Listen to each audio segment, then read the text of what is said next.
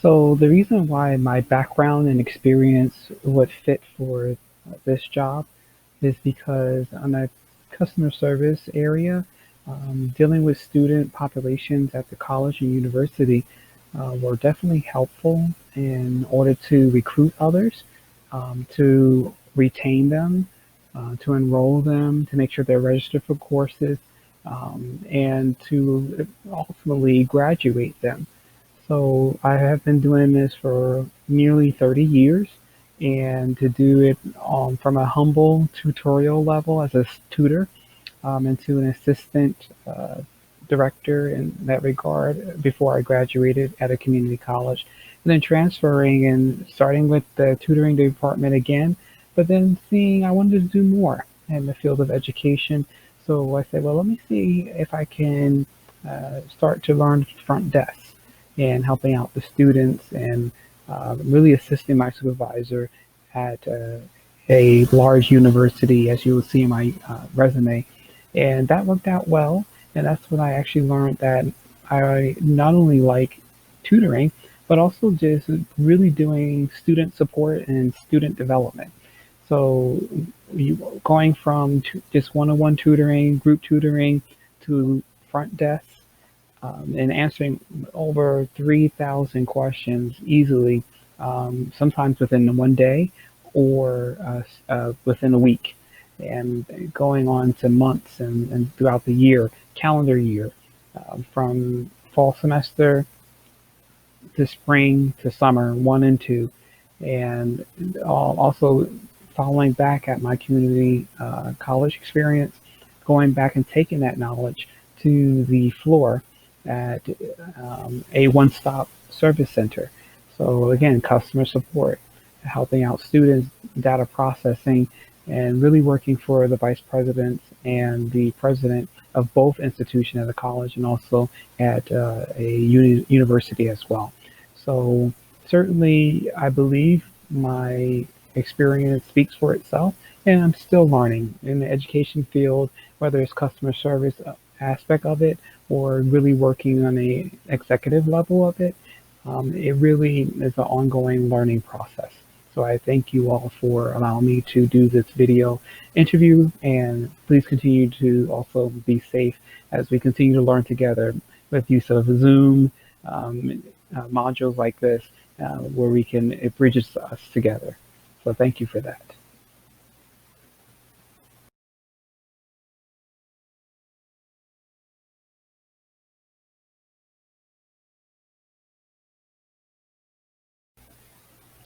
Yes, I have worked remotely before, and with my, as you see in my would see in my resume, I work as a volunteer agency, and with the federal licenses, it allows me to allow parents and myself also to feel safe and secure, especially with our minors. That's very important with the Me Too movement and so forth. So with my federal license and background check being passed every year, it allows me to not only just experience in person collaboration with those who are minors, even with from newborns all the way up to senior citizens that we're serviced for. And thankfully, I can say was being humbled and very privileged to be recognized as an inspirational leader via LinkedIn and also Twitter for doing so and breaking the international record with that, with the little bitty bitties, newborns all the way up to senior citizens, and receiving five-star reports that's been documented on my end, but also with the federal and other local government agencies. So very happy to report that.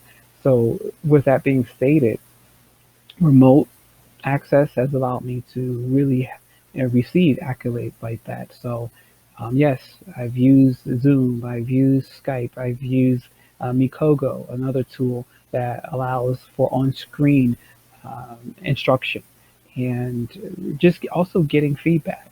So possibly the biggest obstacle is with our dear young ones, they mean well, but sometimes they play with the little mics and so forth. So that's when I will implement the three strike you're out type of policy and try to work with them and understand I was once a minor. I was once a boy too.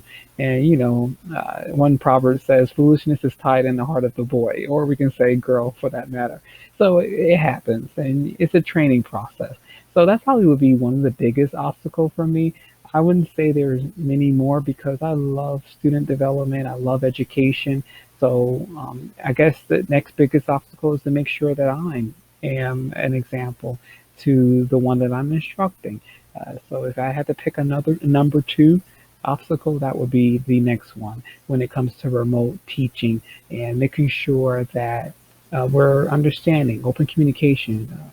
Student A, you understand what I mean? And yes, I understand, Mr. Quailoon. Okay, great, student A. Let's move on to the next one. If you don't understand, just hit that button right there. That lets me know to slow down my conversation and also allows me to know that I need to answer your question appropriately. So that's what we do with a remote learning. Thank you.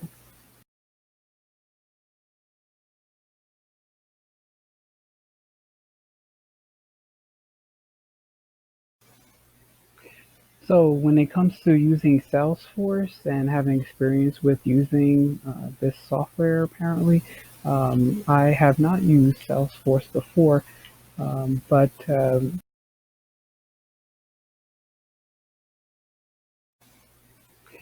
so when it comes to using Salesforce and having experience with using this software, apparently, I have not used Salesforce before, but with the questions before me working at a college or university, we have possibly something very similar.